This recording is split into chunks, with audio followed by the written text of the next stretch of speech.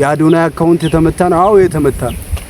ግለሰቡ ጆን ዳንኤል ከሆነ ጆን ዳንኤል ብላችሁ የምታቀሳስሩ ሰዎች ጆን ዳንኤል በሆኑ ሰዎች መሃል የሆነ ጥላቻ እንዲኖር ሰው እንዲጠላው ቪዲዮ ከመስራታችሁ በፊት እርግጠኛ ሆናችሁ ለምንድን ነው የማትመጡት እንዴ? ይሄ ህዝብ እኮ እናንተ ስሜታዊ ሆናችሁ ስትመጡ እየተሸከመ በቃ በጣም አሁን ገብቶናል። በቃ ጫዋታው ማለት ነው። ስለዚህ አሜሪካ ዲኤምቪ አካባቢ ያላችሁ ሰዎች በተለይ አንድ ሁለት ሰዎች አላችሁ። በተለይ የኛው ትልቅዬ ሰውዬ በቃ ጆን ዳንኤል እኔ ወድሃለሁ ይላል። እኔ ምን እንደሚያስበን ያላቀም እግዚአብሔርን እኔ ሽማግሌ ልሁን ይላል። ሰውዬ ሰዎችን ሁለቱን ማባላት ነው የምትፈልገው ወይስ ማስታረቅ ነው? እንደ እድሜ እንደምታስታርቅ ከሆነ አስታርቅ። ነገ ሁለቱ ቪዲዮ አብሮ በሚሰሩበት ሰዓት አንተ ታፍራለህ፣ ዳር ነው የምትወጣው።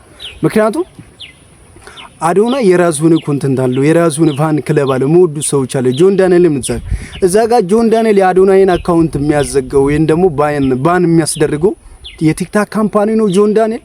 እኔ የጆን ዳንኤል ጓደኞች ራሱ በጣም ነው የሚገርሙኝ። በዚህ ሰዓት ማንም ከጎኑ ሆኖ ቪዲዮ ይሰራለት የለም። የምሬ ነው የምላችሁ ብላኪ ከሚባለው ልጅ በስተቀር ማለት ነው። ምን አይነት አውሬ ናችሁ እግዚአብሔርን። የሆነ ነገር እስኪሳካላችሁ ድረስ ጆን ዳንኤልን ትቀርባላችሁ። ከዛ ከጆን ዳንኤል ደግሞ ወደ አዶናይ ትሄዳላችሁ። በቃ ትሬንዱ መከተሉን በቃ በጣም ለምዳችኋል፣ ፕላትፎርሙ ማለት ነው።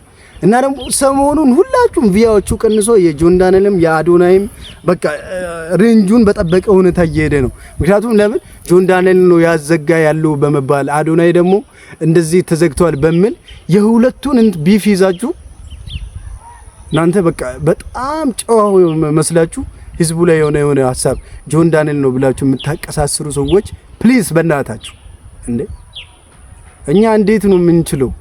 ዝም ስንል እኮ በጣም በዛ። ምክንያቱም ጆን ዳንኤል ይሄን ያክል ክፋት ያለው ልጅ ነው እንዴ? ታስሮ ተምሮ ነው የወጣው። ያጠፋው ጥፋት ካለ እንደ ሽምግልና ቆይ መቼ ነው እንዶ በማህበራዊ ሚዲያ በኢትዮጵያ ባህል እንደዚህ መሆን ጀመረ?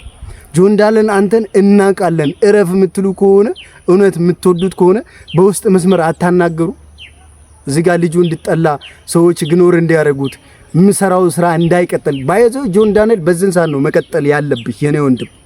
ምክንያቱም የሆነ ሰዎች መወርውርብህን ድንጋይ አንተ ሰብስበህ ቤት መስራት ነው ያለብህ።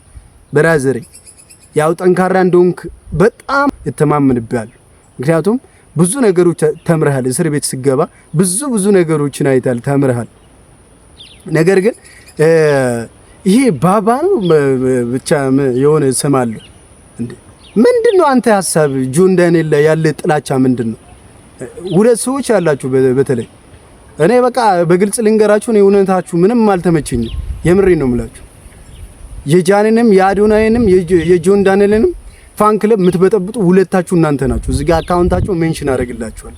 ምክንያቱም ጆን ዳንኤል ትላንትና የሆነ ትሬንድ ያመጣልን ነበር፣ ህዝቡ ይወደው ነበር። ዛሬ ህዝብ እንድጠላው የሆነ ተንኮል እንደምሰራ እንዴ አዶናይ ምን አደረገ ብሎ ነው? ሁለቱ እኮ ወንድማማቾች ናቸው። አንድ ሀገር ነው የምኖሩት እንዴ በራዘሪ። ካጠፉ ደግሞ እንደ ትልቅ ሰው መምከር ነው ያለባችሁ።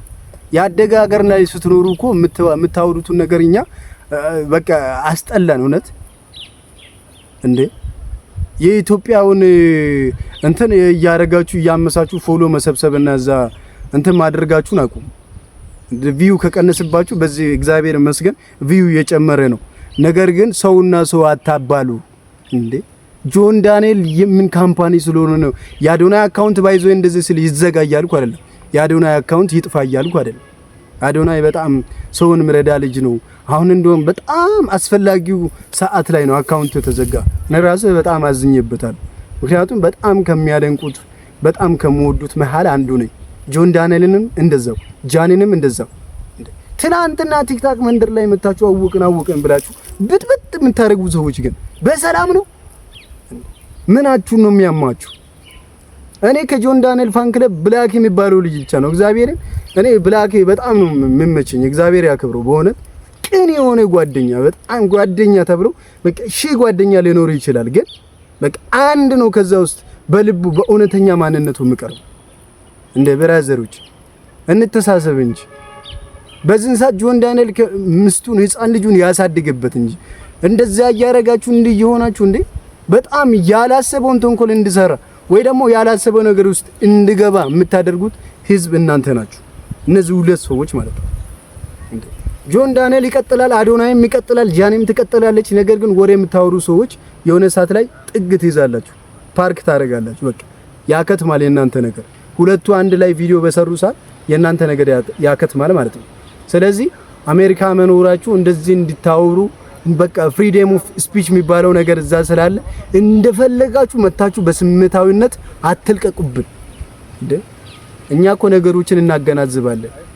ስለዚህ አዶናይም ይመቸኛል፣ ጆን ዳንኤልም ይመቸኛል። ያ ልጅ ያሬድ ምን እንዳለ ምንድነው ያለው? አላህም ይመቸኛል እግዚአብሔርም ይመቸኛል እንዳለው ማለት ነው። ስለዚህ ወዳችኋለሁ። በሌላ ቪዲዮ እመጣላችኋለሁ። ይመቻችሁ። ኮፒ ሊንክ ማድረግ እንዳይረሳ።